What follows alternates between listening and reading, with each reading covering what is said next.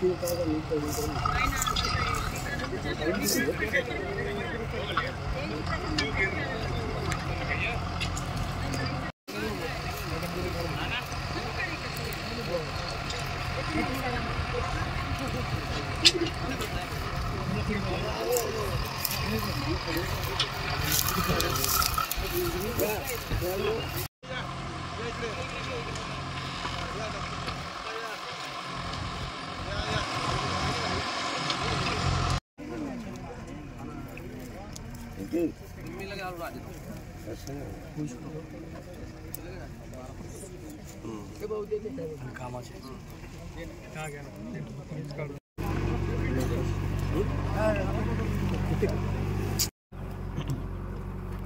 आहे की धुळे शहरामध्ये आज सगळ्यात गंभीर प्रश्न तो वाहतूक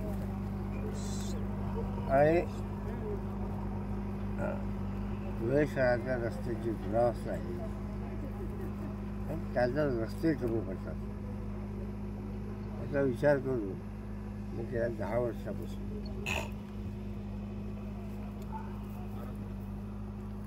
ह्या नगावबारीमधून निघालेला माणूस 10 मिनिटामध्ये रेल्वे स्टेशनवर पोहोचला पाहिजे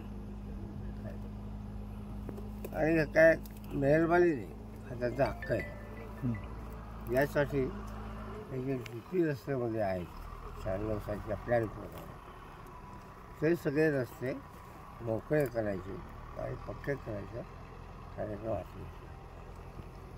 त्या दृष्टीने या रस्त्यासाठी नितीन गडकरी साहेबांच्या CRF फंडातून 42 कोटी 18 लाख रुपये मंजूर झाले.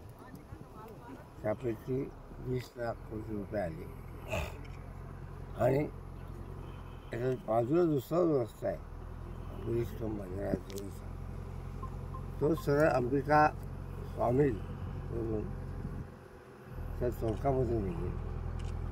हा रस्ता शेतकरी विजयापर्यंत त्यामुळे धुळे शहरामधल्या किरकोळमधून येणाऱ्या ट्रॅफिकला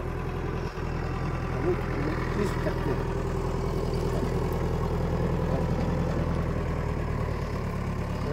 हे महत्त्वाचे रस्ते आहेत.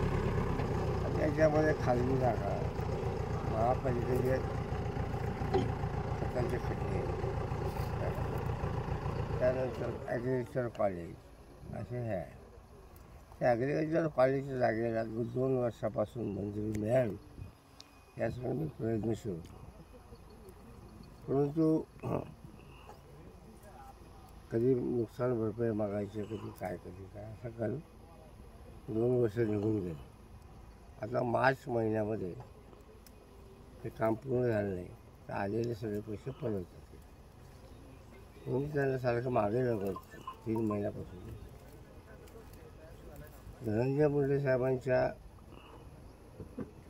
जालन्यात त्यांच्या अध्यक्षतेखाली 2 बैठका झाल्या आणि ठरवलं की हा रस्ता सार्वजनिक कामासाठी घ्यायचा काय.